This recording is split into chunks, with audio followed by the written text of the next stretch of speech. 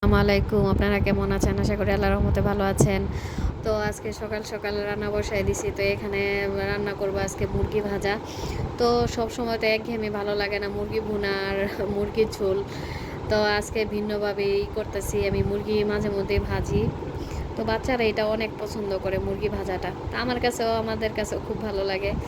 তো মুরগি ভাজা আর সাথে আলু ভাজা মিলিয়ে খেলে অনেক স্বাদ লাগে। আর যদি হয় শসা, কাঁচামরিচ, তো কোনো কথাই নেই। আপনারাও দেখবেন, এভাবে খেয়ে দেখবেন, খুবই টেস্ট হয় আর খুব অন্যরকম একটা স্বাদ আসে।